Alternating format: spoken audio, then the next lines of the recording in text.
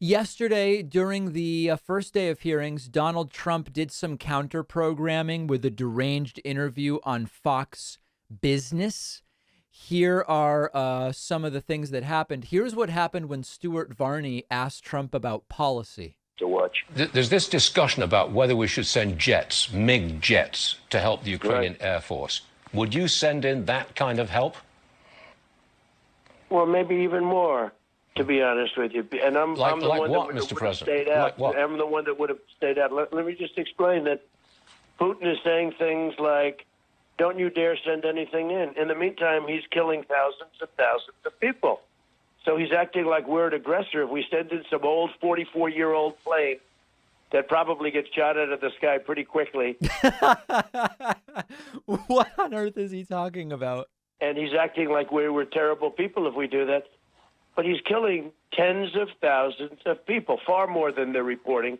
You don't knock down those buildings and blow up those buildings and they say 2 people were injured slightly. Right. So the question was exactly what would you have sent in, and not answering that question. Trump now refers to nuclear strikes as the N-word. Well, and hope to God you never have to use it, because that would be the tragedy of all tragedies. But if we didn't have it, we couldn't talk. But I listened to him constantly using the N-word.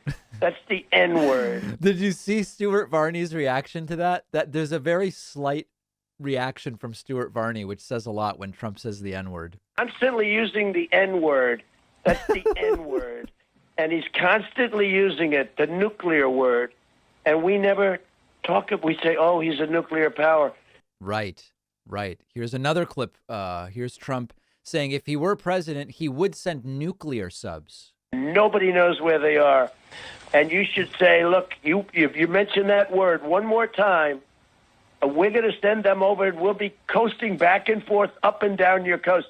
You can't let this tragedy continue. You can't let these... Trump sounds like he's just woke up. These thousands of people die. It's going to be hundreds of thousands and maybe millions of people by the... Yeah. So that was something else yesterday. That was a very, very odd interview that that Trump gave.